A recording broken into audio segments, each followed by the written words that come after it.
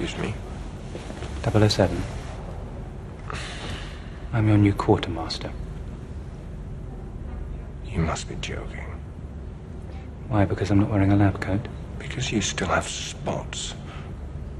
My complexion is hardly relevant. Your competence is. Age is no guarantee of efficiency. And youth is no guarantee of innovation. I'll hazard I can do more damage on my laptop sitting in my pajamas before my first cup of Earl Grey than you can do in a year in the field. Oh, so why do you need me? Every now and then a trigger has to be pulled.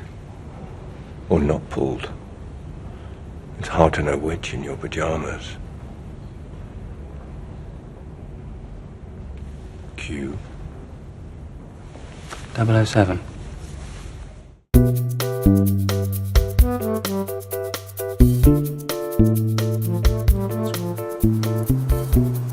You and that screw.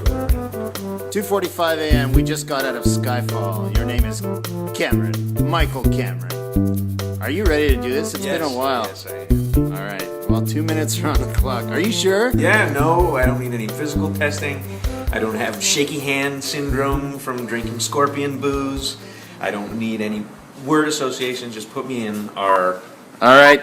2 minutes. 2 minutes on the clock. Starting now. So whether or not you end up considering Skyfall the best Bond film of all time, as I did for a little while, then didn't for a little while, and then did for a little while, and then didn't for a little while, is going to end up, when you see it, being down to, in large part, your opinion about the relationship between a piece of art, whether it's a movie or a song or a book, and the act of pure invention from imagination. Because objectively speaking, as objectively as we can speak about these things, which is not at all, so subjectively speaking, there's no better Bond film, technically speaking, than Skyfall. There's no better Bond script than Skyfall. There's no better Bond performances than the ones in Skyfall. There's no better stunts. There's no better theme song, even, really, than the ones in Skyfall. And that's down to the work of the duo of Sam Mendes and Roger Deakins, and largely Roger Deakins being Sam Mendes' long-term collaborator and cinematographer, because for the first time, Bond film has been given over to a filmmaker who works as part of a cohesive,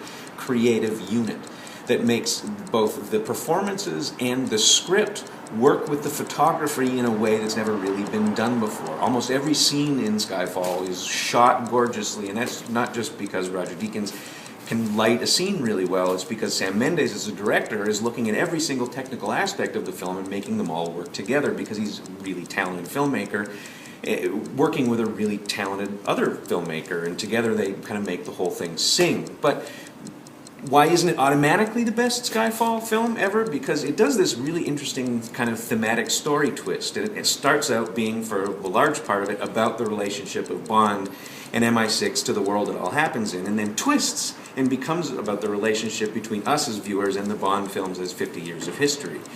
Can an homage, even if it's the best homage ever, be better than the thing that it's an homage to? I'm not sure. That's up for you to decide, because it's really good, but it's an homage. So, if let's say this is the best Bond film of all time, what's second best? One right here. Duh.